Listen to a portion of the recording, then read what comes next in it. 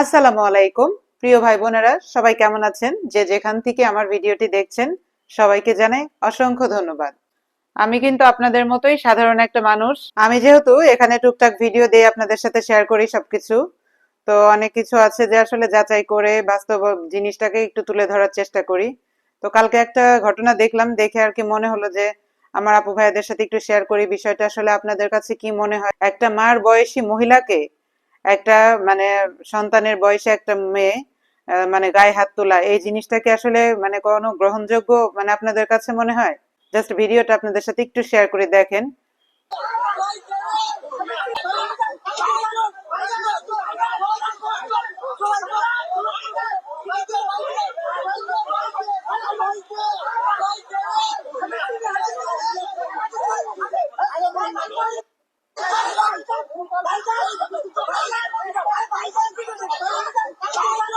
এই ভিডিওটা অতটা স্পষ্ট না, মানে আমি দেখতে পাচ্ছি কিন্তু আসলে মানে ক্যামেরাতে ওভাবে বোঝা যাচ্ছে না। তারপর আর কি আপনারা মানে চাইলে দেখতে পারবেন, আমি লিঙ্কটা দিয়ে দেবো প্রয়োজনে।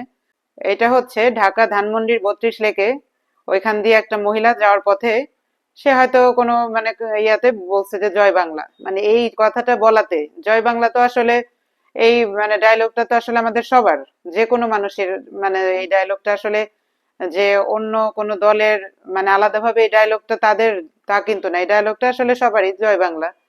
এটা তো আর কি আমাদের বাংলাদেশের জন্য আমরা বলতেই পারি। তো এই মহিলারা এই জয় বাংলা বলাটাতে তাকে ইচ্ছা মতো মানে মারা হলো। একটা মেয়ে তাকে মারলো, আরো বাকি যেই সমস্ত পুরুষরা আশেপাশে ছিল তারা বলতেছে যে এই তাকে মারা হোক, তাকে মারা হোক, তাকে পিটানো হোক। মানে এটা কি কোনো কথা বলেন আপনারা? আমি তো আসলে রাজনীতি নিয়ে কখনো কোনো কথা বলতেও চাই না, আর আমি রাজনীতির কোনো কিছু বুঝিও না। মানে আমাদের এই বাংলাদেশের আওয়ামী লীগ, বিএনপি, তারপর জাতীয় নাগরিক পার্টি মানে এনসিপি, মানে দলটার নামও আমি অতটা ভালো মতো মানে নতুন হয়েছে তো এই জন্য আসলে অতটা জানিও না। যারা রাজনীতি নিয়ে কথা বলে একান্ত তারা হচ্ছে দেশের বাইরে গিয়ে বসে থেকে তারা হচ্ছে টক শো করে, বিভিন্ন ভিডিও বানায়, বিভিন্ন রকম কথা বলে এই রাজনীতি নিয়ে। আমি যেহেতু রাজনীতি করি না, আর আমার বাংলাদেশের রাজনীতি নিয়ে কথা বলা মানে হচ্ছে আমার জন্য বড় বিপদ। আমাদের বাংলাদেশেই কেবল মনে হয় এরকম যে মানে প্রধানমন্ত্রী বলেন যেই যখন যেই অবস্থানে থাকে তাকে নিয়ে কেউ কোনো কথা বলতে পারে না, অথচ আমাদের দেশ নাকি স্বাধীন হয়েছে। আমরা সাধারণ মানুষ হিসেবে আমাদের ভালো লাগা মন্দ লাগা সেটা যাতে আমরা শেয়ার করতে পারি, সবকিছু বলতে পারি, আমরা যেন কোনো ভয় না করি, এটাই তো আসলে কথা।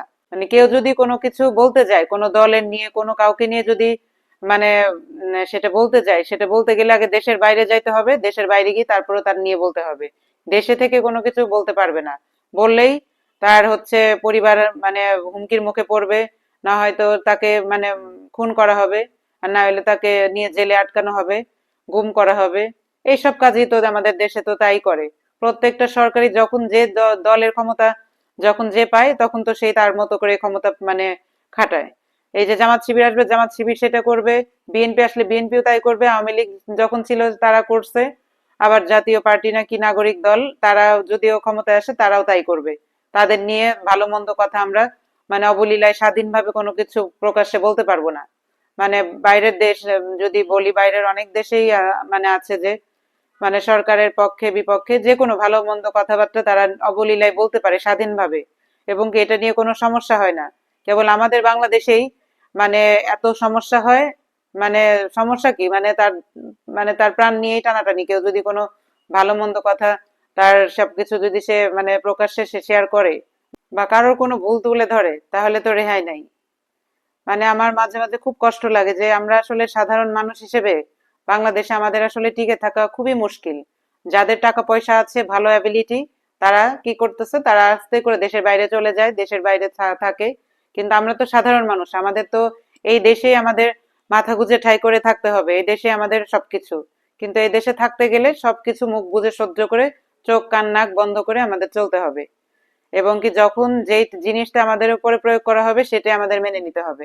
এত কষ্ট করে মানে সারা বাংলাদেশের মানুষ মানে বলে তো যে দেশ স্বাধীন করেছে, তো দেশ যদি স্বাধীন করেই থাকে তাহলে এই কি স্বাধীন করার নমুনা? রাস্তাঘাটে যাকে তাকে যে কোনো কথার জন্য তাকে পিটাবে, গায়ে হাত তুলবে, মারবে। কেউ যদি কোনো কিছু ভুল করে বলেও থাকে সেটার জন্য তো তাকে বোঝায় বলা যায় বা কোনো কিছু, তা একটা বয়স্ক একটা মহিলা তাকে এভাবে পিটানো, এই জিনিসটা কি কখনো মানে উচিত? শুধু এই ঘটনাই না, কেবল এই টাইপের বহুত ঘটনা আছে, এগুলা দেখাইতে গেলে মানে কয় ঘন্টা লাগবে তার ঠিক নাই, কিন্তু এগুলা তো এত দেখানো সম্ভব না। যখনই ভোটে জিতে ক্ষমতা পেয়ে যায় তখন তার দিকে আর তাকানো যায় না।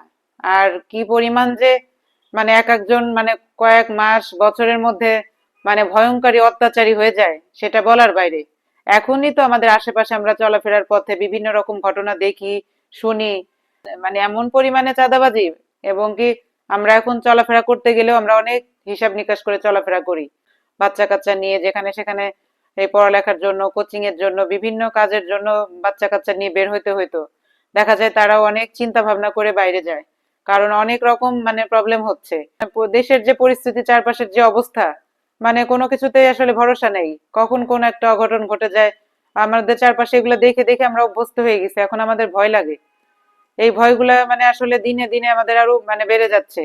এর পরবর্তীতে আবার কোন সরকার আসবে, তখন আবার তারা কি করবে, মানে কি অবস্থা হবে জানি না। আমরা সাধারণ মানুষ হিসেবে আমরা কোন সুবিধাটা পাইলাম বলেন? গেল বছর আগেও প্লেনের টিকিট ছিল 4,000 টাকা, সেই প্লেনের টিকিট এখন মানে হয়েছে কত, ডাবলের থেকেও বেশি। 8,000 টাকা, 9,000 টাকা পর্যন্ত এক একটা প্লেনের টিকিট এক একজনের। অথচ আমরা আগে একজনের টিকিটই ছিল 4,000 টাকা। আমরা তো সাধারণ মানুষ, আমরা তো এই জিনিসগুলাই বিচার করব।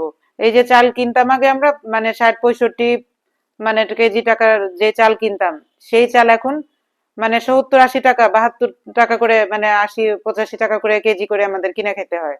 সয়াবিন তেলের দাম কি পরিমাণ দাম বেড়ে গেছে দেখেন। আমরা 5 লিটারের তেল কিনতাম কয় টাকা দিয়ে, আর এখন 2 লিটার তেল কিনি কয় টাকা দিয়ে। সবকিছু দেখেন চিন্তা করে, মানে চাল ডাল তেল, মানে আমাদের নিত্য প্রয়োজনীয় যেসব জিনিস, প্রত্যেকটা জিনিসেরই কিন্তু দাম ওঠানামা করে, কিন্তু তারপরেও মানে সেই পরিমাণ যে কমানোর কথা ছিল ওই পরিমাণ কিন্তু কমে নাই।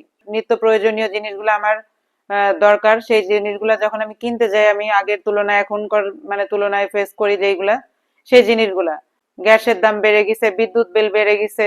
কোন জিনিসটাতে মানে আছে যে সামঞ্জস্যপূর্ণ বলেন তো দেখি? যখন যেই দলই আসে জনগণের চিন্তা যতটুকু করে না, তার থেকে বেশি চিন্তা করে তাদের, তাদের দলের যত লোকজন আছে তারা তাদের চিন্তা করে তাদের আখের তারা গোছান। আর তাদের যে যেখানে আত্মীয় স্বজন আছে চাকরি দিয়ে সবকিছু দিয়ে তাদেরকে ভরাই রাখে, আর অন্যদের কোনো সুযোগ সুবিধা দেয় না। যেখানকার যে মেয়র থাকে, যেখানকার যে চেয়ারম্যান থাকে, মেম্বার থাকে, সবাই তো তাদের দলের লোকদেরকে, তাদের আত্মীয় স্বজনকে নিয়েই ব্যস্ত থাকে। সরকারি চাকরি বলেন, বেসরকারি প্রতিষ্ঠান বলেন, প্রত্যেকটা জায়গাতে তাদের লিঙ্ক দিয়ে, তাদের আত্মীয় স্বজন দিয়ে ভরাই রাখে। সাধারণ মানুষের সুযোগ সুবিধা সেরকম পায়? খুবই কম পায়। এই মেধা দিয়ে চাকরি পাওয়া এখনকার বর্তমান যুগে মানে খুবই কম।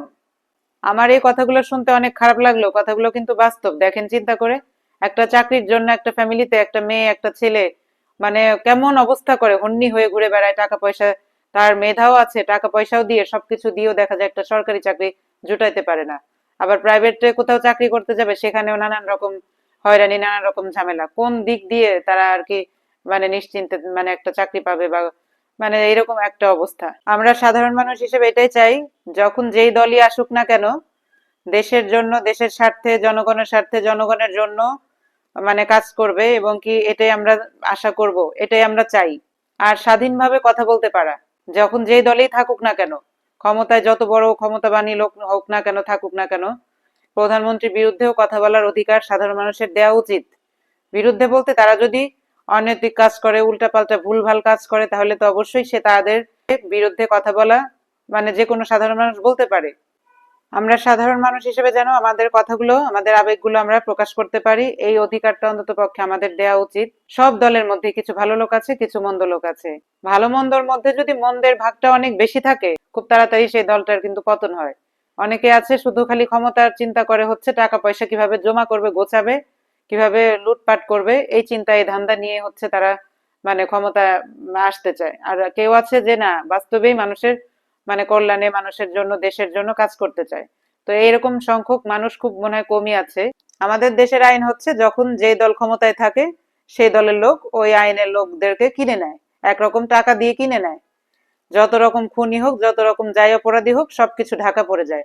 কিন্তু এমনি দেখবেন ভালো একটা সাংবাদিক, ভালো একটা ডক্টর, ভালো একটা পেশার লোক, যে কোনো একটা সাধারণ মানুষও যদি হয়, সেই যদি মারা যায়, বা রাজনীতিরই কোনো ভালো লোক যদি সে মারা যায় কোনো কারণে, সেগুলার কিন্তু আবার বিচার হয় না। সেগুলার বিচারটা আবার কোনোভাবে আসে না। সেটা নাকি খালি তদন্তই করা হয়। তদন্ত করতে করতে, গোয়েন্দাগিরি করতে করতে আর কিছুই বের করা হয় না। শেষ পর্যন্ত এটা ঢাকায় পড়ে যায়। এইটাই হচ্ছে আমাদের বাংলাদেশের রাজনীতি। কি বলবো আর, বাংলাদেশে আছি, থাকি, বাংলাদেশকে ভালোবাসি, কিন্তু বাংলাদেশের এই এই সমস্ত কর্মকাণ্ড যা কিছু হচ্ছে এটা মানুষের দ্বারাই হচ্ছে। এগুলা মানুষই করতেছে, বাংলাদেশের তো আর দোষ না। যাই হোক, রাজনীতি নিয়ে কিছুই বুঝি না, জানি না, কিন্তু যা হয় সেগুলা নিয়েই দেখি। ওগুলা নিয়ে আসলে সহ্য করতে পারি না, তাই দুইটা কথা আপনাদের সাথে শেয়ার করলাম। আমার এই কথাবার্তা, এই সমস্ত কিছু আবার আপনারা অন্যভাবে নিয়েন না, কারণ আমি নিজেও কোনো দল করি না, কোনো দলকে সাপোর্টও করি না, কারণ এগুলা করতে আসলে ভয় পাই আর এগুলার কাছেও যাইতে চাই না। তো যাই হোক, আমার কথাবার্তায় যদি ভুল হয়ে থাকে আপনারা ক্ষমা সুন্দর দৃষ্টিতে দেখবেন। সবাই ভালো থাকবেন, সুস্থ থাকবেন।